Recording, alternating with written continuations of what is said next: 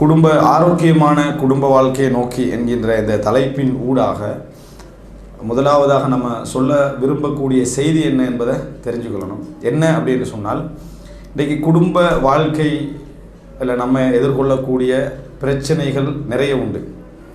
பிரச்சனையை எதிர்கொள்ளாத ஒரு குடும்ப வாழ்க்கை என்னது எங்கேயும் இல்லை. அதனால தான் நீங்கள் எங்கே பார்த்தாலும் என்ன சிறந்த குடும்ப வாழ்க்கை, ஆரோக்கியமான குடும்ப வாழ்க்கை, புரிந்துணர்வுள்ள கணவன் மனைவி என்று தலைப்பு போட்டால் உடனே அதை என்ன செஞ்சிடுறது, நம்ம பார்த்துடுறது. ஏதாவது நமக்கு அதில் தீர்வு ஒன்று என்ன செய்யும் இருக்குமெண்டு பார்த்தா அதில் வளமையானதை சொல்லியிருப்பாங்க. அதே மாதிரி நானும் வளமையானதை என்ன செய்ய போகிறேன், சொல்ல போகிறேன். ஆனாலும் கூட ஒரு சில ஞாபகப்படுத்தல்கள் அதில் இருக்கும் இன்ஷா அல்லாஹ். குடும்ப வாழ்க்கையை பொறுத்த வரைக்கும் பிரச்சனையை தீர்த்தல் என்பதை விட, குடும்ப வாழ்க்கையில் பிரச்சனைகளை தீர்த்தல், பிரச்சனைகளுக்கு தீர்வு காணுதல் என்பதை விட பிரச்சனைகளை ஏற்றுக்கொள்ளல் என்பது தான் குடும்ப வாழ்க்கையில் ஒரு மிக முக்கியமான ஒரு அம்சம். அதாவது பிரச்சனைகளை தீர்த்து விடல், சிக்கல்களை தீர்க்கிறது, அதை தவிர்ப்பது என்பதல்ல குடும்ப வாழ்க்கையில் எங்களுக்கு பெரிய ஒரு தீர்வை கொண்டு வந்து தரும். பிரச்சனைகளை ஏற்றுக்கொள்ளல், அங்கீகரித்தல், பிரச்சனையோடு தான் வாழ்க்கை என்பதை அங்கீகரித்தல் தான் எங்களோட வாழ்க்கையில் என்ன செய்யும், ஒரு நல்ல ஆரோக்கியத்தை கொண்டு தரும் என்பது தான் இன்றைக்கு நான் தலைப்பில் சொல்ல விரும்பக்கூடிய முத்தாய்ப்பான செய்தி.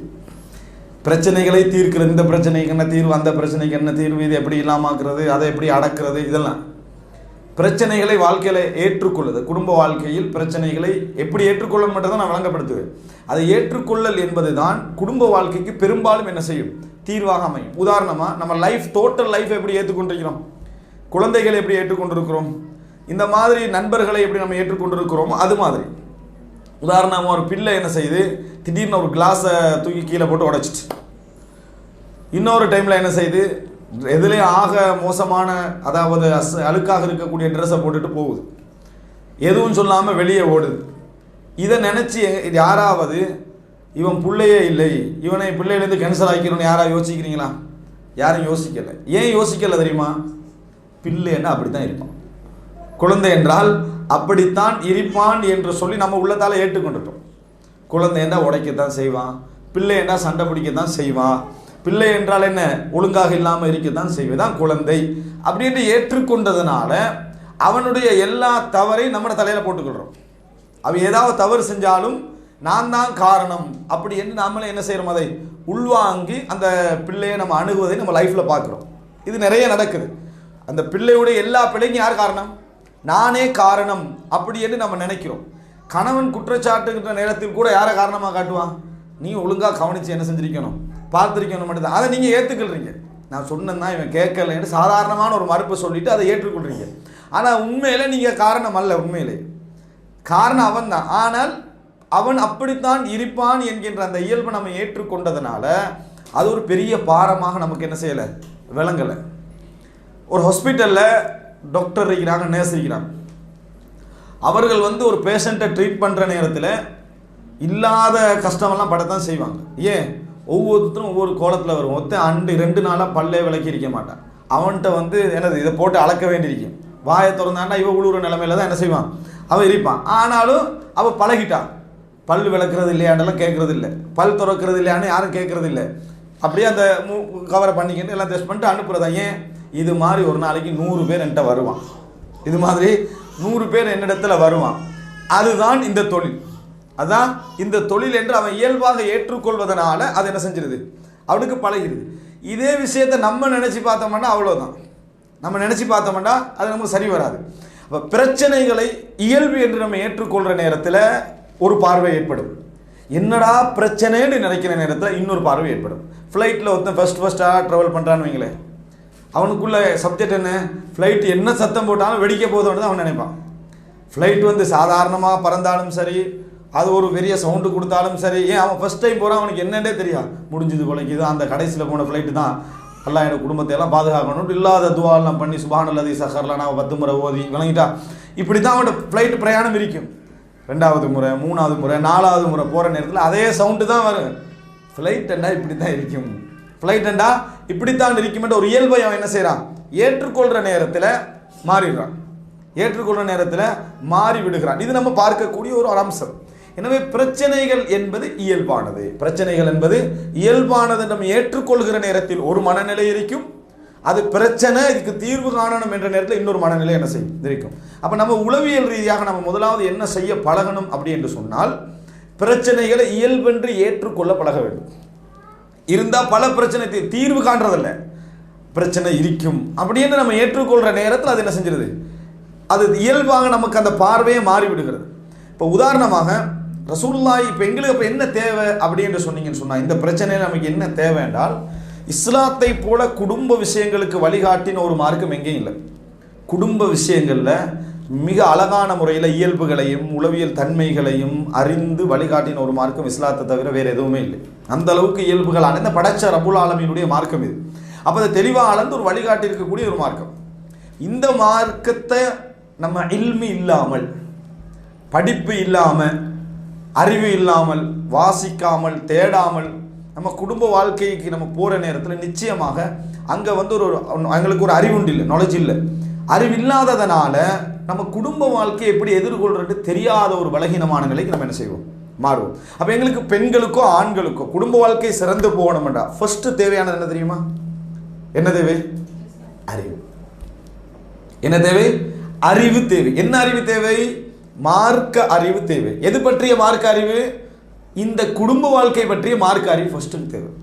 ஃபர்ஸ்ட்டு எங்களுக்கு தேவையானது குடும்ப வாழ்க்கை எப்படி இருக்கும், இஸ்லாம் அதை பற்றி என்ன சொல்லுது, கணவனை பற்றி என்ன சொல்லுது, மனைவியை பற்றி என்ன சொல்லுது, மனைவிக்கு என்ன அட்வைஸ் பண்ணுது இஸ்லாம், கணவனுக்கு என்ன அட்வைஸ் பண்ணுது, எப்படி டீல் பண்ணணும்னு சொல்லுது என்ற அறிவு எங்களிடத்துல நிறைய இருந்துன்னு சொன்னால், நம்ம வந்து என்ன செய்வோம்னு சொன்னால், பிரச்சனைகளில் எல்லோரும் போல நம்ம இருந்தாலும் முடிவுகளில் கவனமாக இருப்போம். பிரச்சனைகளில் எல்லோரும் போல சராசரியாக நாங்களும் இருப்போம். ஆனால் முடிவு விஷயத்தில் என்ன செய்வோம்? கவனமாக இருப்போம். ஏன்? எங்களுக்கு மார்க்க அறிவு இருக்கிறதுனால, அந்த இஸ்லாமிய அறிவு இருக்கிறதுனால ஒரு முடிவு எடுக்கிற நேரத்தில் கராராக ஒரு முடிவுகள் என்ன செய்ய மாட்டோம், எடுக்க மாட்டோம். ஏன்? எங்களுக்கு நாலேஜ் இருக்குது. ஆனால் ஃபேஸ் பண்ணுறதுல நம்ம எல்லோரும் மாதிரி இயல்பாக தான் இருப்போம். எல்லாரும் எப்படி எதிர்கொள்கிறாங்களோ அது மாதிரி தான் நம்மளை எதிர்கொள்வோம். ஆனால் முடிவெடுக்கிற நேரத்தில் எங்களுக்கு இவ்வளோ நாலேஜ் இருக்கிறதுனால நம்ம கவனமாக இருப்போம்.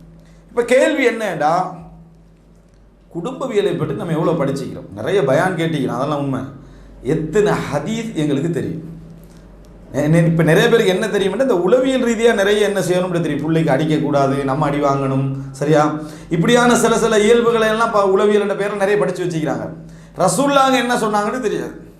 ரசூல் ஸல்லல்லாஹு அலைஹி வஸல்லம், இப்போ நான் உங்கள்கிட்ட ரசூல் ஸல்லல்லாஹு அலைஹி வஸல்லம் குடும்பத்துடைய சிறப்பு என்ன சொன்னாங்கன்னா, எல்லாருக்கும் அவசரமாக ஞாபகம் வர ஒரே செய்தி, மனைவியிடத்தில் சிறந்தவர் தான் உலகத்திலே என்ன சிறந்தவர். என்னட்ட ஏச்சி வாங்கினீங்கன்னா உனக்கு மரியாதையே இல்லை. இந்த ஹதீஸ் மட்டும்தான் நம்ம பெண்களுக்கு வந்து தெரிஞ்ச குடும்ப சம்பந்தமான ஒரே ஒரு ஹதீஸ். மற்ற பெரும்பாலான ஹதீஸ்கள் குடும்பவியலில் ரசூல் ஸல்லல்லாஹு அலைஹி வஸல்லம் என்னென்னலாம் சொல்லிக்கிறாங்கன்றது நிறைய தெரியாது. மிஞ்சி போனால் ஒரு 2-3 சொல்லுவாங்க. ஆனால் குடும்பவியல் இஸ்லாத்துடைய ஒரு பெரிய சப்ஜெக்ட்.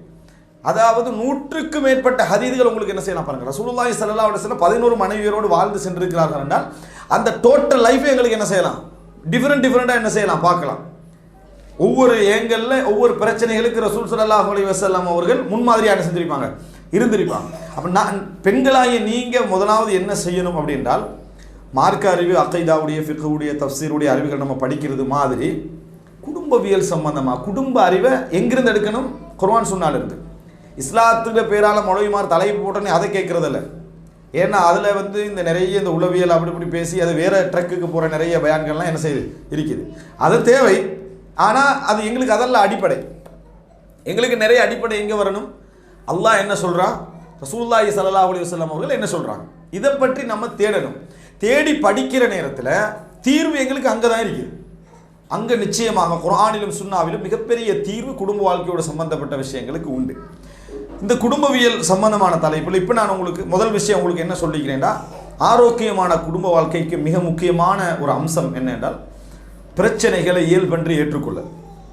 பிரச்சனைகளை இயல்பானதென்று ஏற்றுக்கொள்ள. அந்த இயல்பானதென்று ஏற்றுக்கொள்வதற்கு எங்களுக்கு அதை வகைப்படுத்தி அறிவதற்கு மிகவும் தேவையான அடிப்படையான செய்தி மார்க்க அறிவு. மார்க்க அறிவிலும் மிக அடிப்படையாக தேவையானது குடும்பவியலோடு சம்பந்தப்பட்ட ரசூலுல்லாஹி ஸல்லல்லாஹு அலைஹி வஸல்லம் உடைய வழிகாட்டல்கள். இப்போ இந்த இடத்தில் ஒரு சில முக்கியமான குடும்ப செய்திகளை நான் இந்த இடத்துல என்ன செய்கிறேன், அந்த அறிவில் கொஞ்சத்தை இந்த இடத்துல நான் ஞாபகப்படுத்தலாம் என்று நினைக்கிறேன். ரசூலுல்லாஹி ஸல்லல்லாஹு அலைஹி வஸல்லம், அதாவது நீங்கள் குடும்பவியல் படிக்கிற நேரத்தில் ஆண்களை பற்றியும் என்ன சொன்னார்கள், பெண்களை பற்றியும் என்ன சொன்னார்கள் என்று எல்லாத்தையும் சேர்த்து படிக்கணும். அப்போ தான் நம்ம வந்து அதில் சரியாக என்ன செய்வோம், இருப்போம். ரசூலுல்லாஹி ஸல்லல்லாஹு அலைஹி வஸல்லம் அவர்கள் ஆண்களுக்கு ஒரு அட்வைஸ் பண்ணுறாங்க. ஆண்களுக்கு ரசூல் ஸல்லல்லாஹு அலைஹி வஸல்லம் அவர்கள் ஒரு அட்வைஸ் பண்ணுறாங்க. என்ன அட்வைஸ் அப்படின்னு சொன்னால், நீங்கள் பெண்களை பொறுத்த வரைக்கும் வளைவில் படைக்கப்பட்டவர்கள். இந்த ஹதீஸ் நீங்கள் கேள்விப்பட்டிருப்பீங்க. இந்த ஹதீஸுக்கு இல்லாத விளக்கமான ஏற்றி சொல்லுவாங்க, அதெல்லாம் இல்லை, நான் சொல்கிறேன். இன்றைக்கு ஹதீஸில் என்ன ரசூல் ஸல்லல்லாஹு அலைஹி வஸல்லம் சொல்கிறாங்க? வளைவில் படைக்கப்பட்டவர்கள். இந்த வளைவால் படைக்கப்பட்டது ரசூலுல்லாஹி ஸல்லல்லாஹு அலைஹி வஸல்லம் எப்படி சொல்லலை என்றதை முதலாக நீங்கள் தெரிஞ்சுக்கணும். எப்படி சொல்லலை அப்படி என்று சொன்னால், விழாவில் இருந்து படைக்கப்பட்டவர்கள் அப்படி என்கின்ற ஒரு செய்தி நீங்கள் கேள்விப்பட்டிருப்பீங்க. நாங்களும் ஒரு காலகட்டம் வரைக்கும் விழாவில் இருந்து என்னது படைக்கப்பட்டவர்கள் அப்படின்ட்டு தான் நம்ம என்ன செய்கிறோம், நம்புகிறோம். ஆனால் ரசூலுல்லாஹி ஸல்லல்லாஹு அலைஹி வஸல்லம் அந்த இடத்துல விழாவில் இருந்து படைக்கப்பட்டவர்கள் அப்படி என்று ரசூலுல்லாஹி ஸல்லல்லாஹு அலைஹி வஸல்லம் சொல்ல வரல. ஹதீஸுடைய வார்த்தையை பார்த்தீங்கன்னால் வளைவான அமைப்பில் படைக்கப்பட்டவர்கள். குணரீதியான வளைவை தான் ரசூலுல்லாஹ் சொன்னாங்களே தவிர, உடல் ரீதியாக ஃபிசிக்கல் இன்றைக்கு செக் பண்ணால் ஆணும் ஒன்று தான், பெண்ணும் அந்த உடல் ரீதியான இதில் ஒன்று தான். அதாவது எந்த இடத்துல இவங்க பின் வளைவை சொல்கிறாங்களோ அந்த வளைவெல்லாம் அவங்களுக்கு என்னது இல்லை, இயல்புல ஃபிசிக்கலி ஒன்று தான். அப்போ ரசூலுல்லாஹ் என்ன சொல்கிறாங்கன்னா, கோணல் தன்மை அவர்களிடத்தில் இருக்கும் அப்படின்னு ரசூலுல்லாஹ் ஒரு விஷயம் சொல்கிறாங்க. அதே நேரத்தில் ரசூலுல்லாஹி ஸல்லல்லாஹு அலைஹி வஸல்லம் இப்படி சொன்னதுடைய அர்த்தம் என்ன அப்படி என்றால், அவங்கள்ட்ட இயல்பிலே வளைவிருக்கும்ன்றது குணரீதியான இயல்புல மட்டும்தான், வேறு எதுலையும் அதில் ரசூல் ஸல்லல்லாஹு அலைஹி வஸல்லம் சொல்லலை. சொல்லிட்டு சொல்கிறாங்க, ஒரு விழா அந்த அதாவது முள்ளந்தண்ட ஒரு உதாரணம் சொல்கிறாங்க, இந்த விழாத்தண்ட உதாரணம் சொல்கிறாங்க. அதில் நீங்கள் இந்த இதில் பார்த்தீங்கன்னா அது ஆக உச்சகட்டத்தில் தான் வளைவு அதிகமாக என்ன செய்யும் இருக்கும் அப்படின்னு ரசூலுல்லாஹ் சொல்லிட்டு ஒரு விஷயம் சொல்கிறாங்க. எனவே நீங்கள் ஒரு பெண்ணோடு குடும்ப வாழ்க்கையை நடத்துகிற நேரத்தில் நீங்கள் என்ன செய்யணும்னா அந்த வளைவை ஏற்றுக்கொள்ளணும்னு ரசூலுல்லாஹ் சொன்ன முதல் மெசேஜ் என்ன, அதை ஏற்றுக்கொள்ளணும். என்னடா வளசலாய்க்கேன்னு நீங்கள் நேராக்க போனீங்கன்னா உடைச்சிருவீங்கன்னா என்ன ரசூலுல்லாஹ் சொல்கிறாங்க, உடைத்து விடுவீர்கள். ஃபஇன் தஹப்த துகீமுஹா, அதை நீங்கள் நேராக்க போனீங்கன்னு சொன்னால் கசர்தஹா, அதை நீ உடைத்து விடுவாய் அப்படின்னு ரசூலுல்லாஹ் சொல்லிட்டு வகஸ்ருஹா தலாக்குஹா. உடைத்தல் என்றால் என்ன தெரியுமா, விவாகரத்துன்னா. உடைத்தலன் எங்கே போய் முடியும், விவாகரத்து. இப்போ ரசூலுல்லாஹி ஸல்லல்லாஹு அலைஹி வஸல்லம் ஆண்களுக்கு சொன்ன ஒரு வழிகாட்டல் என்ன வழிகாட்டல் என்றால், பெண்களுடைய அவர்களுடைய இயல்பால் ஏற்படக்கூடிய சில தவறுகள், ஆணுடைய இயல்பாலும் தவறு இருக்குது, அந்த ஹதீஸுக்கு நான் வரேன். பெண்களுடைய இயல்பால் ஏற்படக்கூடிய தவறுகளை இயல்பான தவறு, இந்த தவறெல்லாம் கரெக்ட் பண்ணணும்னு நீ நினைச்சியண்டா அந்த குடும்ப வாழ்க்கை நல்லா இருக்காது. அந்த குடும்ப வாழ்க்கை என்ன செய்யாது, நல்லா இருக்காதுன்ற மெசேஜை ரசூலுல்லாஹ் இதில் சொல்கிறாங்களா, டோட்டல் தவறையும் ஃபர்ஸ்ட் நாளே கிளியர் பண்ணிடணும்னு சொல்கிறாங்களா? இதில் என்ன சொல்கிறாங்க ரசூலுல்லாஹ், தவறு பெண்களிடத்தில் இருந்து அப்படி வரும், அதனால் அதை நீ ஏற்றுக்கொள்ள பழகணும்ட்டு தான் ரசூல் ஸல்லல்லாஹு அலைஹி வஸல்லம் இதில் சொன்னாங்களே தவிர எது சொல்லலை அப்படின்னு. அப்போ இதை ஒரு பெண் இதை படித்தால், இது யாருடைய வார்த்தை, ரசூலுல்லாஹி ஸல்லல்லாஹு அலைஹி வஸல்லம் உடைய வார்த்தை. எனவே இன்றைக்கு பெண்களில் அதாவது பெண்களுடைய ரைட்ஸ் என்று பேசக்கூடிய ஒரு சிலர் என்ன செய்கிறாங்கன்னா, இஸ்லாத்துடைய ரைட்ஸை எல்லாம் தாண்டி பெண்களெல்லாம் அப்படியெல்லாம் இல்லை, பெண்கள் அப்படியெல்லாம் இல்லை, நாங்கள்லாம் அது எல்லாரையும் மாதிரி விட நாங்களும் நேர்த்தியாக சிந்திக்கக்கூடியவர்கள் தான் அப்படி என்று சொல்லி இந்த ஹதீஸெல்லாம் நிராகரிக்கக்கூடியவர்களை நம்ம பார்க்கிறோம். ஆனால் அல்லாஹ்வும் ரசூல் ஒரு விஷயம் சொன்னால் அந்த இயல்பை நம்ம என்ன செய்யணும், ஏற்றுக்கொள்ள பழக வேண்டும். இது எங்களை அடிமைத்துவப்படுத்துவதல்ல, இதில் ஒரு மெசேஜ் எங்களுக்கு இருக்குது. அதை என்ன ஒரு பெண்மணி என்ன சொல்லுவாண்டா, ஒரு கணவனோட டீல் பண்ணுற நேரத்தில் இந்த இயல்புகள் அந்த கணவனுக்கு ஞாபகப்படுத்தினார், அல்லாஹ்வே சொல்லிக்கிறான், ரசூலுல்லாஹ் சொல்லிக்கிறான். ஸோ டீலிங்கில் நீங்கள் என்ன செய்ய வேண்டாம், தவறு செய்ய வேண்டாம், பிழை செய்ய வேண்டாம், அதை நிர்வகிக்கிற முறையில் நீங்கள் சரியாக என்ன செய்யணும், இருக்கணும். அப்படி என்றது ரசூலுல்லாஹி ஸல்லல்லாஹு அலைஹி வஸல்லம் அவர்கள் மூலம் நம்ம அந்த அந்த கணவனுக்கு எடுத்து சொல்கிற நேரத்தில் சில பொழுது நம்ம இயல்பை ஏற்றுக்கொண்டோம் என்ற திருப்தி அவருக்கு என்ன செய்யலாம், ஏற்படுத்தலாம். ஒரு விஷயம் இதில் ரசூலுல்லாஹி ஸல்லல்லாஹு அலைஹி வஸல்லம் அவர்கள் இந்த இயல்பை பிராக்டிக்கலாக ரசூலுல்லாஹ் செஞ்சு காட்டினார், அவங்களோட லைஃப்பில் நடந்தது. உதாரணமாக பெண்கள்கிட்ட முதலாவது இருக்கக்கூடிய ஒரு சில இயல்புகளை நான் சொல்லி காட்டுறேன். ரசூல் ஸல்லல்லாஹு அலைஹி வஸல்லம் அதை சொல்கிறாங்க. என்ன என்றால், பெண்கள் எப்பொழுதும் ஆத்திஃபியல், அறிவில் குறைந்தவர்கள் அல்ல, அறிவில் ஆண்களை விட அதிகமாக போவதற்கான ஆற்றலும் பெண்களுக்கு உண்டு. ஆனால் பெண்களை எது மிகைக்கும் என்றால் உணர்வு ரீதியான விஷயங்கள் மிகைச்சிடும்.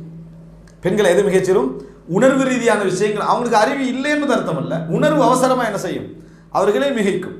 அதுக்கு உதாரணம், எப்பொழுதும் பெண்கள்கிட்ட அந்த உணர்வு ரீதியான சிந்தனை போக்கு மிகைக்கும் என்பதற்கு ஒரு சில செய்தி பாருங்க. ரசூலுல்லாஹி ஸல்லல்லாஹு அலைஹி வஸல்லம் அவர்கள் ஆயிஷா ரலியல்லாஹு அன்ஹா கேட்குறாங்க, பள்ளிக்குள்ளே விளையாடுறாங்க, பள்ளியுடைய முன்பகுதியில் பெருநாள் தினத்தில் விளையாட்டு செய்கிறாங்க, நீங்கள் வந்து பார்க்குறீங்களான்னு கேட்குறாங்க. ரசூல் ஸல்லல்லாஹு அலைஹி வஸல்லம் அவர்கள் ஆயிஷாலாம் வந்த உடனே ஆயிஷா ரலியல்லாஹு அன்ஹா அவங்க சொல்கிறாங்க, நான் ரசூலுல்லாஹி ஸல்லல்லாஹு அலைஹி வஸல்லம் தோளில் எனது கன்னத்தை வைத்து இப்படி நாடியை வைத்து நான் அந்த விளையாட்டை பார்த்துட்டு இருக்கேன். ரசூலுல்லாஹ் இடையில கேட்டாங்க, போதுமான்னு கேட்பாங்க. முதலாவது அவர் தானே கேட்பாரு, கணவர் தான் என்ன போதுமானுக்கா கேட்பார், வணங்கிட்டா போதுமான்னு ரசூல் ஸல்லல்லாஹு அலைஹி வஸல்லம் கேட்டாங்க.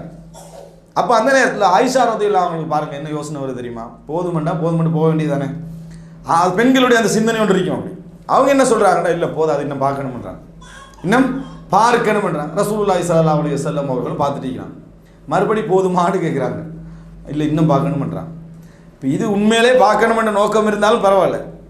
ஆயிஷா ரலியல்லாஹு அந்த ஹதீஸில் என்ன சொல்கிறாங்கன்னா, எனக்கு அந்த விளையாட்டு பார்க்குற யோசனையெல்லாம் இருக்கல, அதுக்கெல்லாம் பார்க்கணும்னு நான் சொல்லலை, எனக்கு எவ்வளோ மரியாதைன்னு பார்க்கணுமென்று தான் நான் என்ன செஞ்சேன், நான் செஞ்சேன்னு ஆயிஷா ரலியல்லாஹு சொல்கிறாங்க. எதுக்காக என்ன செஞ்சேன், எனக்கு எவ்வளோ மரியாதை. அப்போ இது பெண்கள்கிட்ட நமக்கு எவ்வளோ ரெஸ்பெக்ட் இருக்குதுன்ற பார்க்குற அந்த மாதிரியான ஒரு இயல்பு இருக்குது. அது நம்ம சாதாரணமாக என்ன செய்யலாம், உணர்வு ரீதியானவர்கள். இப்போ ரசூலுல்லாஹ்களுக்கு அது விளங்கி, ஒரு சீரியஸாக பேசிட்டீங்க, என்ன பேசிட்டீங்க, சண்டை எடுத்தாங்க, சண்டை எடுக்கலை. ரசூல் ஸல்லல்லாஹு அலைஹி வஸல்லம் அந்த இடத்துல டைமாக கொடுத்து வச்சுட்டீங்கிறான். இது ஆயிஷா ரலியல்லாஹு சொல்லிட்டு ஒரு வார்த்தை சொன்னார்கள், அதுதான் முக்கியம். எனவே நீங்கள் அதாவது திருமண இதில் வந்து வயது அதாவது குறைந்த நிலையில் இருக்கக்கூடிய அந்த ஒரு 18 வயது 20 வயது இந்த மாதிரி பெண்களோடு நீங்கள் டீல் பண்ணுகிற நேரங்களில் வந்து அவர்களுடைய உள்ளத்தை கொஞ்சம் என்ன செய்யுங்க, ஹதீதத்து சின், அவங்க இப்போ தான் சின்ன வயது, அதை கொஞ்சம் கவனத்தில் எடுங்கள். ரசூலுல்லாஹ் இப்படி தான் என்ன செஞ்சாங்க, கவனத்தில் எடுத்தார்கள் என்று ஆயிஷா ரலியல்லாஹு அன்ஹா அவர் சொன்னாங்க.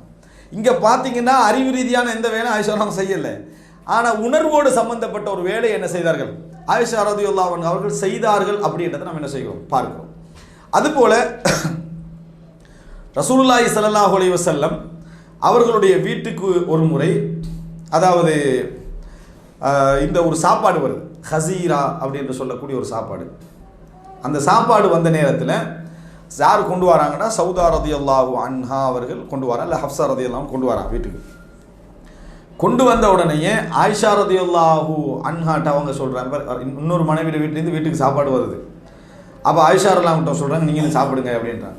அதெல்லாம் நான் சாப்பிட மாட்டேன்றாங்க. ஆயிஷா ரலியல்லாஹு என்ன சொன்னாங்க, இதை நான் சாப்பிட மாட்டேன்றாங்க. நீங்கள் சாப்பிடணும் மட்டும் அவங்க திருப்பி சொல்கிறாங்க, அதில் நான் சாப்பிட மாட்டேன்னு சொல்லி திருப்பி சொல்கிறாங்க. அப்போ ஆயிஷா ரலியல்லாஹு ஏன் திருப்பி சொல்கிறாங்க, அவங்க சாப்பிட விருப்பம் இல்லையா, அதெல்லாம் இல்லை, அந்த வீட்லேருந்து வந்த சாப்பாடை நம்ம ஏன் சாப்பிடணும், அது பெண்கள்கிட்ட இயல்பாக இருக்கிற விஷயம். உடனே ரசூலுல்லாஹ் வேமணி இருக்கலாம். அவங்களுக்கு ரசூல் ஸல்லல்லாஹு அலைஹி வஸல்லம் பார்த்துட்டு இருக்கிறவங்க அவங்களுக்கு கோவம் வந்துட்டு, யாருக்கு கொண்டு வந்த அடுத்த மனைவிக்கு கோவம் வந்துட்டு, அதை எடுத்து முகத்தில் தேய்ச்சி விட்டாங்க. சாப்பாட்டில் ஒரு பகுதி எடுத்து ஆயிஷா ரலியல்லாஹு அன்ஹா முகத்தில் என்ன செஞ்சிட்டாங்க. இப்போ பாருங்கள், ரசூலுல்லாஹோட மனைவிமார்கள் இது நடந்த உடனேயே ரசூலுல்லாஹி ஸல்லல்லாஹு அலைஹி வஸல்லம் அவர்கள் அவங்க போகாமல், அடுத்த மனைவி போகாமல் அவங்கள ப்ளாக் பண்ணி, இவங்க செஞ்ச மாதிரி நீங்களும் திருப்பி என்ன செய்யுங்க, இதை செய்யுங்கன்னு ரசூலுல்லாஹி ஸல்லல்லாஹு அலைஹி வஸல்லம் அவர்கள் சொன்னார்கள். இப்போ திருப்பி இவங்களும் என்ன செய்கிறாங்க, அது மாதிரி பழி வாங்குறாங்க. இந்த டைமில் உமர் ரலியல்லாஹு சத்தம் போட்டுக்கிட்டு மகனை தேடி கண்டிக்கிறார் வெளியே. அப்துல்லான்னு மகனை தேடி கண்டிக்கிறார். ரசூலுல்லாஹ்களுக்கு யோசனை வந்துட்டு, உமர் ரலியல்லாஹு வீட்டுக்குள்ள என்னது வந்துட்டாங்கன்னா நிலைமை எப்படி இருக்குது, சாப்பாட்டு சண்டை என்ன செய்யுது போயிட்டு இருக்குது. உடனே ரசூல் ஸல்லல்லாஹு அலைஹி வஸல்லம் சொன்னாங்க, உடனே போய் முகத்தை கழிக்கிங்க போங்க அப்படின்னு சொல்லிட்டு ரசூலுல்லாஹி ஸல்லல்லாஹு அலைஹி வஸல்லம் சொன்னார்கின்ற ஒரு செய்தி வருது. ஒரு சீரியஸான தலைவரோட வீட்டில் இப்படி நடந்தா இந்த சம்பவத்தை நினச்சி பாருங்கள், ரசூலுல்லாஹோட சீரியஸ்னஸை நினச்சி பாருங்கள். இப்படி ஒரு சம்பவம் நடக்குது. இப்போ ரசூலுல்லாஹி ஸல்லல்லாஹு அலைஹி வஸல்லம் அவர்கள் ஆயிஷா ரலியல்லாஹு வெறுமனே உணர்வு ரீதியானவங்க மட்டுமல்ல, அறிவாளியும் கூட. ஆனால் இந்த சம்பவம் எங்களுக்கு என்ன சொல்லுதுன்னா, ரசூல் ஸல்லல்லாஹு அலைஹி வஸல்லம் உணர்வு ரீதியான விஷயங்களில் எப்படி நடந்து கொண்டார்கள் என்பதை எங்களுக்கு ஒரு எடுத்துக்காட்டு.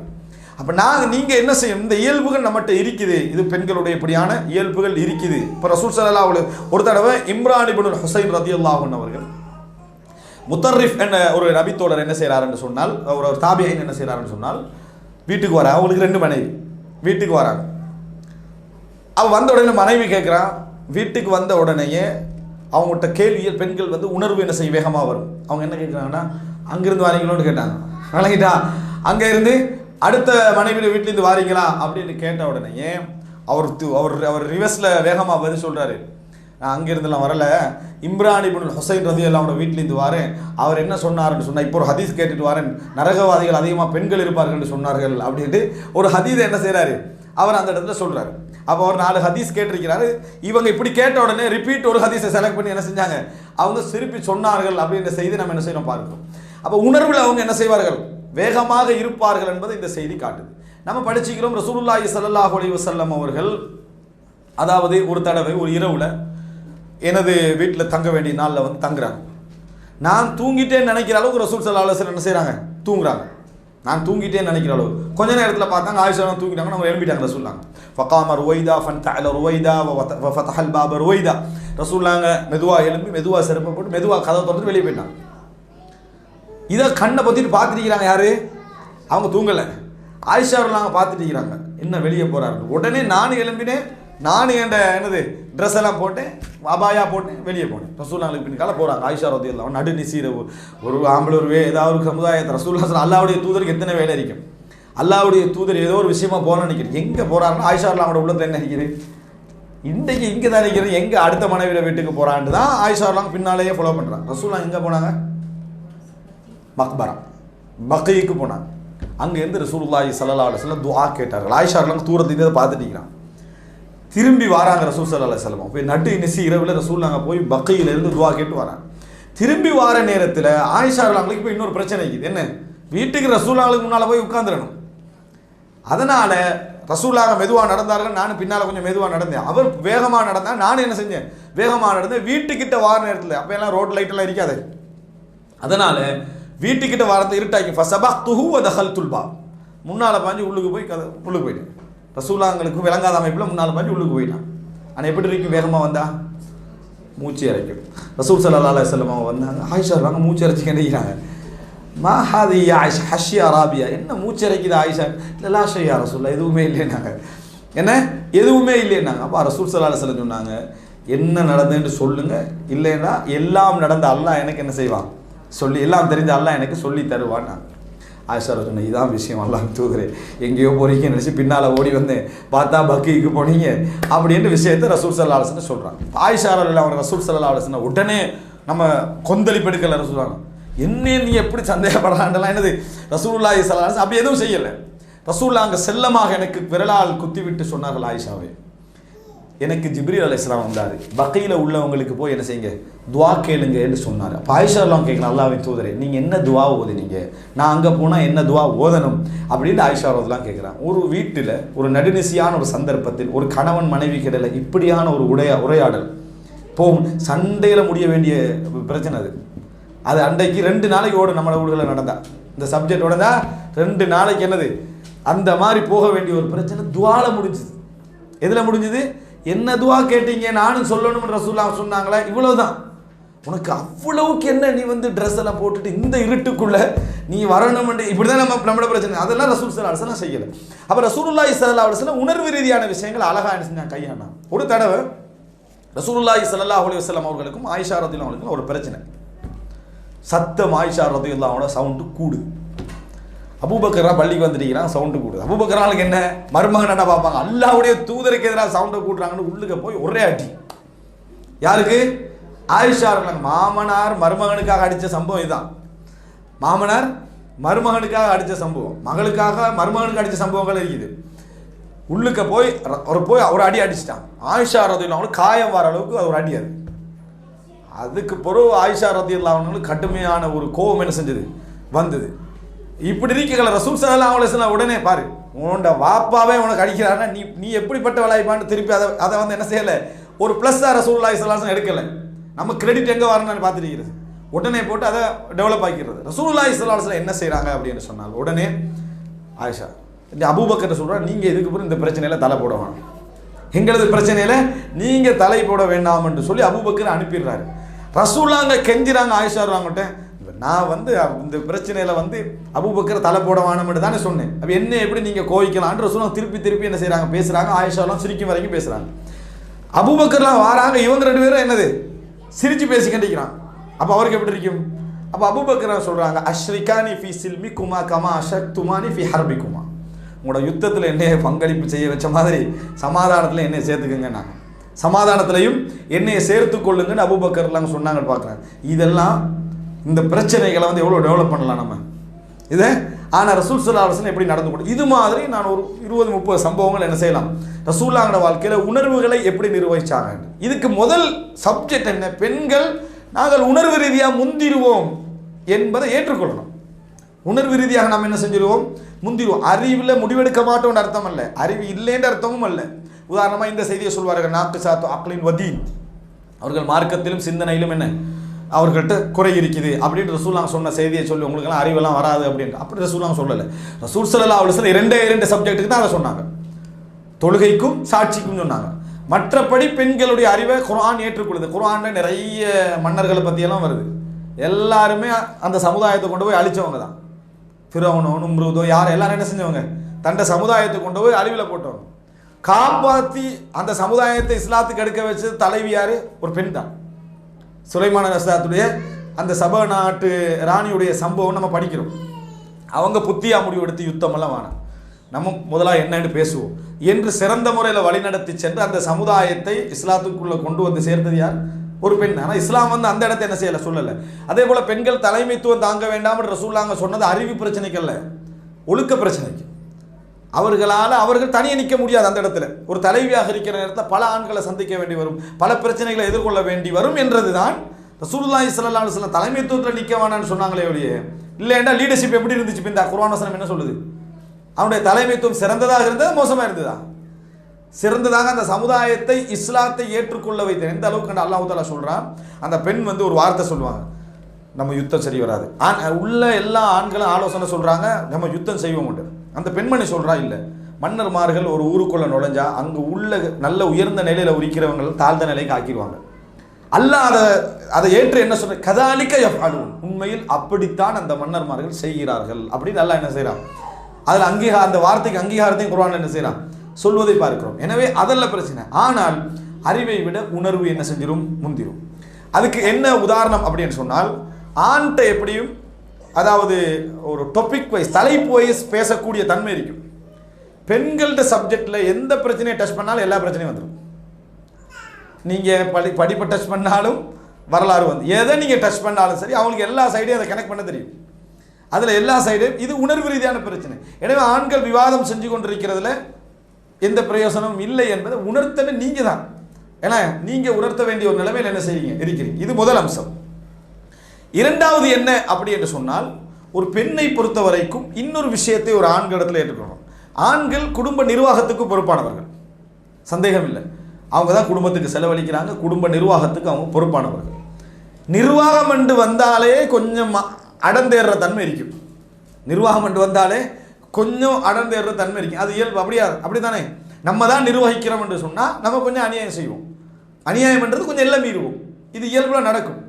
அதை ஏற்றுக்கொள்றதை நம்ம பழகணும். அப்படி நடக்கும் ஆண் என்று வந்து அப்போ நம்ம என்ன செய்யணும், உதாரணமாக ஒருத்தர் தலைவர் ஆகிக்கிறாருண்டா அவர்கிட்ட அந்த தலைமைத்துவத்துடைய தன்மைகள் இருக்கும், அவர் அதை நிறைவேற்ற தன்மை இருக்கும். நாம் வந்து குரோஸ் பண்ணி நம்ம தலைவராகிற மாதிரி பேசினா என்ன நடக்கும், சிக்கலை முடிக்கலாது. நம்மளுக்கு முடிக்கணுமா நம்ம தானே நிரூபிக்கணுமான்றதை என்ன செய்யணும், யோசிக்க வேண்டிய விஷயம். அப்போ அந்த இடத்தில் நாங்கள் ஒரு ஆண் கோவப்படுகிற நேரத்தில், ஒரு ஆண் எல்லை மீறுகிற நேரத்தில் நாங்கள் என்ன செஞ்சிடணும், எங்களுடைய சப்ஜெக்டை கட் பண்ணி, ஏன்னா அவன் வந்து கோவப்படுறது பிரச்சனைப்படுறது எல்லாமே அந்த தலைமைத்துவ இதில் தான். நான் நிர்வகிக்கிறவன், எனக்கு எதிராகவா என்னட்டையே பேசுவேன். இதான வசனங்கள்.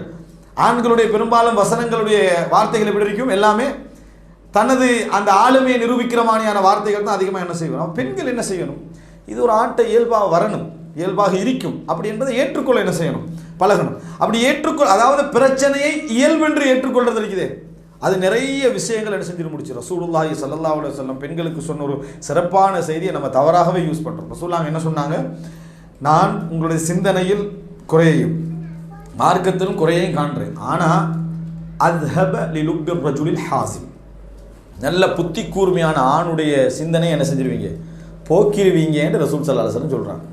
இதை நல்லா யூஸ் பண்ணுறதே இல்லை. நாங்கள் தவறாக நமக்கு எது சார்பாகி அதுக்கு மட்டும் அந்த புத்தி கூர்மையை என்ன செஞ்சிடுறது, யூஸ் பண்ணிடுறது. அதை ரசூல் ஸல்லல்லாஹு அலைஹி வஸல்லம் சொல்கிறாங்க, நீங்கள் வந்து சிறந்த புத்தி கூர்மையான ஆணுடைய சிந்தனை என்ன செஞ்சிருவீங்க, எடுத்துருவீங்கன்றாங்க. அவன் ஒரு முடிவோடு வருவான், ஒரு தீர்மானத்தோடு வருவான், அவனை பிளாஸ்ட் பண்ணி அப்படியே கோமாவில் உட்கார வச்சிடுறது. விளங்கிட்டா, அவன் என்ன முடிவு எடுக்கிறது, என்னடா இப்போ செய்கிறது, நம்ம போட்ட பிளான் எல்லாமே முடிஞ்சுது, இப்போ என்ன செய்கிறது அப்படின்ட்டு அவனை ஆக்கிறது. நம்ம தீர்வுன்னு சொல்கிறது இல்லை. அவன் ஒரு இடத்துல வந்து ஒரு செய்கிறதுக்கு இறங்கினா அவனை நம்ம வழி நடத்துறதும் இல்லை. ஆனால் நீங்கள் பாருங்கள், ரசூலுல்லாஹோட மனைவிமார்கள் அந்த புத்தி கூர்மையை எப்படி யூஸ் பண்ணாங்கன்னு பாருங்கள். ஒரு ஆணை வழி நடத்துறதுக்கு அந்த புத்தி கூர்மையை யூஸ் பண்ணாங்க. நம்ம வழி கெடுக்கிறதுக்கு நிறைய யூஸ் பண்றோம். அது உண்மை, விளங்கிட்டா? அது உண்மை. இது ஒரு ஆணாக இருந்து பேசுறதில்ல. குர்ஆன்ல சுன்னால உள்ள சம்பவங்களை வச்சு நான் சொல்றேன். ரசூலுல்லாஹி ஸல்லல்லாஹு அலைஹி வஸல்லம் டென்ஷன்ல உம்மு சலமா ரலியல்லாஹு அன்ஹா வராங்க ஒரு தடவை. எங்க ஹுதைபியா உடன்படிக்கை நடக்குது. அங்க ரசூலுல்லாஹ் சொல்றாங்க, ஒட்டகத்தெல்லாம் அறுத்துருங்க. உம்ராக்கு வந்தவங்க ஒட்டகத்தெல்லாம் அறுத்துருங்க, மொட்டை அடிச்சுக்கங்க, போயிடுவோன்றாங்க. யாரும் எலும்பல, எல்லாரும் இப்படி இருந்திருக்கிறாங்க. நபி தோழர்கள்லாம் எலும்பவும் இல்லை, ஒட்டகத்தை அறுக்கவும் இல்லை, இருந்துட்டீங்க. ரசூலுல்லாஹோட கட்டளை யாருமே செய்யலை. ஏன்னா அவங்க வந்தது உம்ராக்கு. ரசூலுல்லாஹ் இந்த கட்டளை செய்யலை. ரசூலுல்லாஹ் ஆத்திரத்தில் கோவத்தில் வீட்டுக்குள்ளே போகிறாங்க. உம்மு சலமாட்ட போகிறாங்க. என்ன மக்கள் எதுவுமே செய்கிறாங்க இல்லை, நான் இவ்வளோ சொல்லியிருக்கிறேன் செய்கிறாங்க இல்லை. இங்கே நம்மகிட்ட அறிவெல்லாம் பெண்கள்கிட்ட அல்லாஹ் தஆலா ரசூலுல்லாஹ் சொல்கிறாங்க அறிவு கூர்மை இருக்குதுன்னு. நம்ம என்ன செய்வது தெரியுமா? அந்த நேரத்தில் அவன் அப்படியா செய்கிறாங்க, இவ்வளோ நாள் நீங்களும் அவங்கள நம்பி இருந்தீங்களே, இவனெல்லாம் இப்படி தான், வாங்க போவோம் அப்படின்னு அவரை டபுள் ஆக்கி பகமையாக்கி கூட்டிகிட்டும் பேத்துடுறது. நம்ம செய்கிறோமா இல்லையா? அவரே ஒரு டென்ஷனில் வந்த உடனே நம்மளுக்கு டபுள் ஆகிடணும். நம்ம உணர்வு நம்ம புரிஞ்சுக்கணும். நம்மகிட்ட அறிவு இருக்குது, அறிவு கூர்மை இருக்குது. ஆனால் உணர்வு நம்மளை மிகைக்கும். அவர் கவலையோடு வந்தோடனே நம்ம அவர் அலறடியாரன்னா நம்ம ஓட அழுதுறது, விளங்கிட்டா? அவர் வந்து ஒரு பிரச்சனையோட வாரன்னா நம்ம அதுக்கு டபுளாக விளக்கம் கொடுத்து சொல்லிடுறது. இவ்வளோ நாள் அவங்கள நம்பி இவங்களுக்கு கூட்டி உதவியாக வேற வந்தீங்களா, இப்போ உங்களுக்கு தேவை இப்படி என்ன இன்ன டபுளாக்கி நம்ம முடிச்சிடும். இப்படி செய்கிறோமா இல்லையா?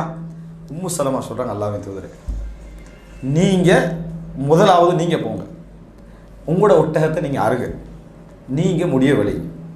உம்மு சலமான்லாம் சொன்னாங்க. அவங்களுக்கு எவ்வளோ அறிவு யோசிச்சாங்க அவங்க. அப்போ அறிவு வேலை செய்யுது. நேராக போனாங்க ரசூலுல்லாஹ் அதை கேட்குறாங்க. பெண் புத்தி என்னெல்லாம் சொல்லலை. பெண் நீங்கள் சரியான வழியில் போகணும்னா பெண்கிட்ட ஆலோசனை கேளுங்க, அதுக்கு மாத்தமாக செய்யுங்கன்னு ஒரு ஹதீஸ் இருக்கு, இட்டு கட்டப்பட்ட ஹதீஸ். சரியான ஆலோசனை செய்யணும், என்ன செய்யணுமா? பெண்கள்ட்ட ஒரு ஆலோசனை கேட்கணுமா, அதுக்கு அப்படி உள்ட்ராவாக என்ன செய்யணும், அதை செஞ்சிட்டிங்கன்னா நீங்கள் சரியாக அடைந்து கொள்வீர்கள் என்று ஒரு பெண் அடிமைத்துவத்தை சொல்லக்கூடிய மாதிரியான இட்டு கட்டப்பட்ட ஹதீஸ் அது. ரசூலுல்லாஹி ஸல்லல்லாஹு அலைஹி வஸல்லம் அதை கேட்டுட்டு அப்படியே போய் என்ன செய்கிறாங்க, ஒட்டகத்தை அறுக்கிறாங்க, முடிய வலிச்சாங்க. ரசூலுல்லாஹ் செஞ்ச உடனேயே எல்லாரும் என்ன செஞ்சாங்க, ரசூலுல்லாஹ்களை வெட்டினாங்க. எல்லாரும் பிரச்சனை ரசூல் ஸல்லல்லாஹு அலைஹி வஸல்லம் செய்யாமல் எங்களுக்கு சொல்கிறாங்களே என்றதான் எல்லாத்தையும் செஞ்சிட்டாங்க. இது அவர்களுடைய அறிவு கூர்மையை அந்த உணர்வு இடத்துல அடக்கிட்டு அவங்க யூஸ் பண்ண இடம். ஒரு தடவை ரசூல் ஸல்லல்லாஹு அலைஹி வஸல்லம் அவர்களை ஹந்தக் அகல் யுத்தம் அப்போ பெரிய தோண்டிட்டிக்கிறாங்க. ரசூலுல்லாஹோட முகத்தில் பசியை பார்த்து வந்து அதாவது உம்மு சுலைம் ரலியல்லாஹு அன்ஹா கிட்ட சொல்கிறாங்க, நீங்கள் வந்து ஒரு சாப்பாடு செய்யுங்க. ரசூலுல்லாஹோட முகத்தில் நான் பசியை பார்த்து ஒரு 1-2 பேரை கூட்டிட்டு வரேன்றாங்க. அல்லாஹ்வின் தூதரே வாங்க சாப்பாடு கண்டு கொண்டு போய் சொல்கிறாங்க. ரசூலுல்லாஹ் சொன்னாங்க, வாங்க சாப்பாடு கண்டு 70 பேரை கூப்பிட்டாங்க.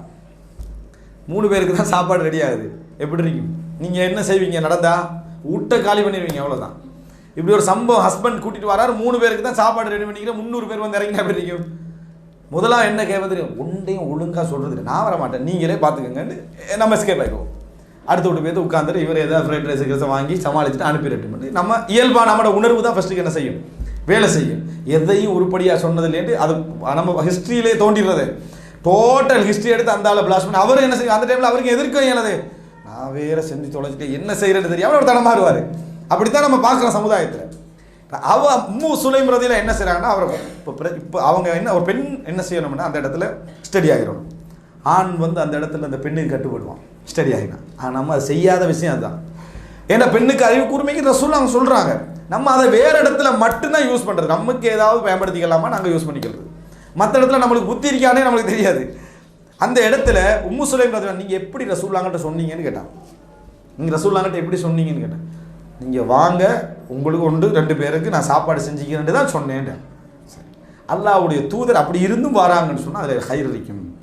கணவனுக்கு முதல்ல ஆறுதல். இப்போ பிரச்சனை வாரவனுக்கு என்ன தெரியுமா, வீட்டில் சேஃப்டி கன்ஃபார்மாக இல்லை, அவன் எப்படி வீட்டுக்கு போகிற யோசனையில் தான் வருவான், நம்ம வேறு எப்படி சொல்லிட்டோமேட்டு. ஆனால் ரசூலுல்லாஹ் அங்கே வந்தாங்க, நேர உம்மு சுலைம்கிட்ட சொன்னாங்க கிச்சனுக்கு போகணும். கிச்சனுக்கு போனாங்க, அவர்கள் ஒரு வேலை செஞ்சாங்க. ரசூலுல்லாஹ் அந்த மூடி வைக்க சொல்லி ஒரு பரக்கத்துக்கான ஒரு வேலையை செய்து திறந்தாங்க. எல்லோரும் சாப்பிட்டார்கள். அதுக்கு பின்னாலும் சாப்பாடு என்ன செய்து எஞ்சி இருந்தது. அப்போ ரசூலுல்லாஹ் வார நேரத்தில் அதை சொல்லாட்டியும் கூட ரசூலுல்லாஹ் ஏதோ ஒரு நோக்கத்தில் அப்படி சொன்னாங்கன்னு என்ன செஞ்சாங்க, விளங்கினாங்க. ரசூலுல்லாஹ் மலையிலிருந்து இறங்கி வராங்க, போத்துங்கன்னு வராங்க. யார்கிட்ட? ஹதீஜா ரலியல்லாஹு அன்ஹாட்ட வராங்க. போத்துங்க இந்த நடு நிசியில் பேர்த்து அந்த குகைக்குள்ளே உட்காந்துட்டு போத்துங்க நைட்டில் வந்த என்ன 6 புள்ளைகள் வேற இங்கே இருக்குது, விளங்கிட்டா? அதில் போத்துங்க எங்களுடைய இயல்பான வசனமாக அதான் இருக்குது. போத்துங்க இதுதான் எப்படி வாழ்றது உங்களோட, இதான் நம்ம சொல்லக்கூடிய முதலாவது வார்த்தை. உடனே ஹதீஜா ரலியல்லாஹு என்ன சொல்கிறாங்க, அல்லாஹ்வின் தூதர், அதாவது இந்த கணவரே, இங்கே அப்போ நபி இல்லை, நீங்கள் வந்து ஏழைகளை என்ன செய்றீங்க, கவனிக்கிறீங்க, கஷ்டப்பட்டவரை தாங்குறீங்க, நல்லவர்களுக்கு உதவி செய்றீங்க, அல்லாஹ் தஆலா உங்களை என்ன செய்ய மாட்டான், உங்களை கேவலப்படுத்த மாட்டான், உங்களை அல்லாஹ் கேவலப்படுத்த மாட்டான் ஆறுதல் சொல்லி போர்த்தி விட்டார்கள். அந்த இடத்துல ஒரு ஆணுக்கு துணையாக ரசூல் ஹதீஜா ரலியல்லாஹு அன்ஹா அவர்கள் நின்றார்களே தவிர பதட்டமாக அவங்களும் பதட்டமாக என்ன செய்யலை, மாறல. அதனால தான் ரசூல் ஸல்லல்லாஹு அலைஹி வஸல்லம் ஹதீஜாலாம் கடைசி வரைக்கும் மறக்கலை. அவங்களோட மரணத்துக்கு பின்னால் கூட ஹதீஜா ரலியல்லாஹு அன்ஹா அவர்கள் ரசூலுல்லாஹோட பார்வையில் என்ன ஒரு பெரிய ஒரு இடத்துல இருந்தாங்க. ஆயிஷா அவங்க ஆத்திரப்படுற இடத்துல ஒரு தடவை ஹதீஜா ரலியல்லாஹு அவங்களுடைய சகோதரி ஹாலா என்றவங்க வீட்டுக்கு வராங்க. வந்து கதவை தட்டுன்னு சலாம் சொன்ன உடனே ரசூலுல்லாஹ்களுக்கு ஹதீஜா ரலியல்லாஹு குரலை கேட்குற மாதிரி இருந்துச்சு. அப்போ ரசூலுல்லாஹ் சொன்னாங்க, அல்லாஹும்ம ஹாலான்னாங்க, யா அல்லாஹ் ஹாலா வந்திருக்கிறா அப்படின்னு. அவன் என்ன அர்த்தம், உள்ளத்தில் ரசூலுல்லாஹ்களுக்கு என்ன செய்யுது, அந்த உணர்வு வருது.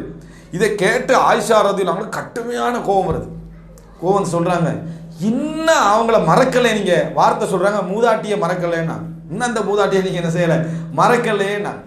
ரசூல் ஸல்லல்லாஹு அலைஹி வஸல்லம் சொன்னாங்க, ஆயிஷாவே உங்களில் இருந்து அல்லாஹ் தஆலா எனக்கு எந்த குழந்தையும் தரலை, அவங்கள்லேருந்து எனக்கு நிறைய குழந்தைகளை தந்தாங்க, நான் முடித்தாங்க. ஏன் முடித்தாங்க ரசூலுல்லாஹ் அப்படியே அந்த ஆரம்ப இதை ரசூல் ஸல்லல்லாஹு அலைஹி வஸல்லம் ஞாபகப்படுத்துறாரு. ரசூலுல்லாஹ் அப்படி சொல்ல விரும்புகிறவங்கல்ல. ஆயிஷா இந்த வார்த்தைக்கு பதிலாக என்ன செஞ்சாங்க, அதை பதிலாக சொன்னார்கள். அதிலிருந்து நான் ரசூல் ஸல்லல்லாஹு அலைஹி வஸல்லம் மட்டும் ஆயிஷாவுக்கு எதிராக ஹதீஜாவுக்கு எதிராக என்ன செய்யறது இல்லை, பேசுறதே இல்லை. ஏதாவது ஒன்று அறுத்தா கூட தன்னை தோழிகளுக்கெல்லாம் ஹதீஜாவோட தோழிகளுக்கெல்லாம் அனுப்பி விடுவார்கள் என்ற செய்தியை நம்ம பார்க்க. ரசூல் ஸல்லல்லாஹு அலைஹி வஸல்லம் மனசில் நின்றதுக்கான என்ன காரணம், அவங்க பண்ணின அந்த லீடு. எந்த அளவுக்கு அறிவுள்ளவங்களாங்க உம்மு சலமா ரலியல்லாஹு அன்ஹா திருமணம் முடிக்கிறதுக்கு உம்மு சலமா பேசுகிறாங்க. ரசூலுல்லாஹ் உம்மு சலமா சொல்கிறாங்க, அல்லாஹ்வின் தூதரே நீ என்னை திருமணம் முடிக்க வேண்டாம், நான் கொஞ்சம் ரோசத்தால் அதிகமானவள், நான் கொஞ்சம் ரோசத்தால் அதிகமாக. எப்படி தங்களை புரிஞ்சு வச்சுக்கிறான் பாருங்க, தங்களுடைய இயல்பை தெரிஞ்சு வச்சுக்கிறாங்க. ரசூலுல்லாஹ் சொன்னாங்க, நான் அல்லாஹ்விடத்தில் துவா கேட்கிறேன், உங்கள் அந்த மிதமிஞ்சிய ரோசத்தை குறைக்குமாறு நான் துவா கேட்கிறேன் அப்படின்ட்டு ரசூலுல்லாஹ் சொன்னாங்க. இப்போ பாருங்கள், நமது இயல்புகளை நம்ம ஏற்றுக்கொள்ளாமல் நம்ம பெர்ஃபெக்ட் மாதிரியே காட்டிக்கிண்டு நம்ம கணவனும் தான் அவருடைய இயல்புகளை அவர் ஏற்றுக்கொள்ளாமல் இந்த வாழ்றது இருக்குது. இதான் பிரச்சனை. நமக்குள்ள பிரச்சனை என்ன தெரியுமா, மனைவிக்கு சலாம் கை கொடுத்து சலாம் சொல்கிறத பற்றி 1000 யோசனை. பெருநாள் நாளில் மனைவிக்கு கை கொடுத்து சலாம் சொல்லுங்கடான்னா யோசிச்சு தான் போகிறது. இப்படா கை கொடுத்து சலாம் சொல்லுறது, ஒய்ஃபுக்கு கையை கொடுத்து சலாம் சொல்லுங்கன்னா நிறைய யோசிக்கிறான். அஸ்ஸலாமு அலைக்கும் கை கொடுத்து சலாம் சொல்லி யோசி, அஸ்ஸலாமு அலைக்கும் அப்படின்ட்டு அப்படி ஒரு பக்கத்தால் என்ன செஞ்சிடுறது, போயிடுறதே தவிர கை கொடுத்து சலாம் சொல்கிறதுன்றது பேசு. அந்நிய பெண்களுக்கு கை கொடுத்து சலாம் சொல்லலாமா, இந்த கேள்வியை மட்டும் நல்லா கேட்டுக்கிறது, விளங்கிட்டான்.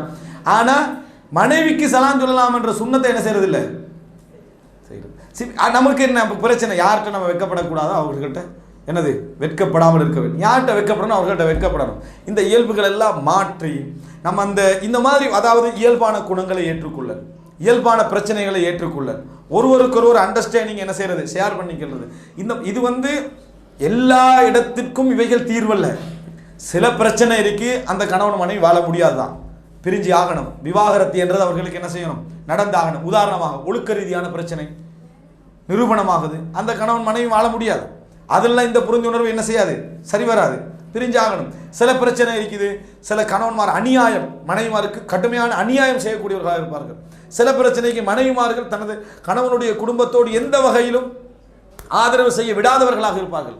இந்த மாதிரியான பிரச்சனைகள் சில பொழுது விவாகரத்து தான் தீர்வு. ஆனால் 75% பிரச்சனைக்கு இது தீர்வு. 25% பிரச்சனை கோர்ட்டுக்கு தான் போகும், அது சந்தேகம் இல்லை. அப்படி தலாக்குக்கு இஸ்லாம் வழி வச்சுக்கிறதுக்கான காரணம் அதுதான். எல்லாத்துக்குமே இது தீர்வு நான் சொல்லலை. ஆனால் 25% சில பிரச்சனைகளுக்கு இது நம்ம என்ன செய்யணும், அதாவது நமது அழகான புரிந்துணர்வு, அழகான அந்த அண்டர்ஸ்டாண்டிங், நமது குறைகளையும் நமது பிழைகளையும் ஏற்றுக்கொள்ளல், இவைகள் பெரிய தீர்வாக என்ன செய்யும், அமையும். ஆனால் நம்மகிட்ட இல்லாதது தான், நமது குறைகளை நம்ம ஏற்றுக்கொள்ள ரெடி இல்லை, நமது குறைகளை நம்ம ஏற்றுக்கொள்ள ரெடி இல்லை. கணவன் தனது தந்தையும் தாயும் தான் தாய் தந்தையாக பார்க்கறது, மனைவியுடைய தாயும் தந்தை தாய் தந்தையாக பார்க்கறது இல்லை.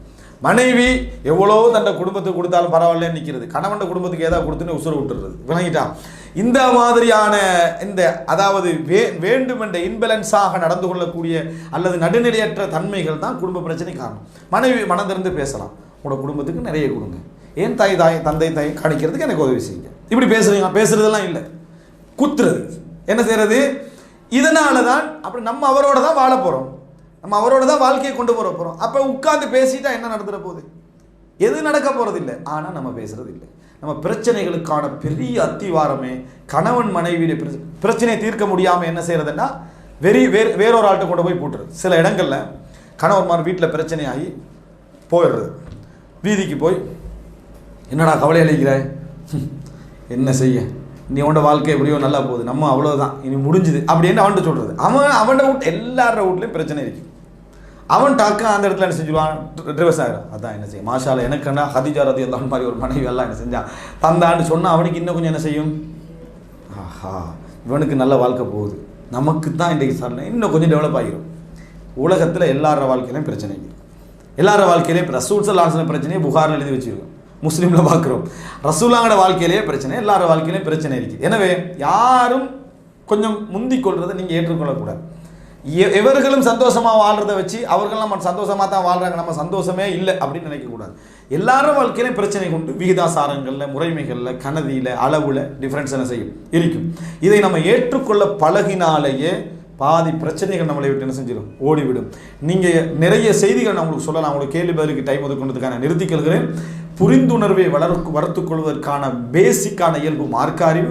மார்க்க அறிவு வளர வளர ஆணுடைய இயல்பு என்ன, பெண்ணுடைய இயல்பு என்ன, எங்கே பெண்கள் எப்படி இருக்கணும், எங்கே இருக்கக்கூடாது என்கின்ற நிறைய தன்மைகளை அதை என்ன செய்யும், கொண்டு வந்து சேர்க்கும். அல்லாஹ் ரப்புல் ஆலமீன் ஃபிக்ஹுல் உஸ்ரா, குடும்ப வாழ்க்கையுடைய அந்த ஃபிக்ஹை சிறந்த முறையில் விளங்கி சந்தோஷமாக வாழ்வதற்குரிய வழிவகைகள் எங்களுக்கு தௌஃபீக் செய்தல் புரிவானாக.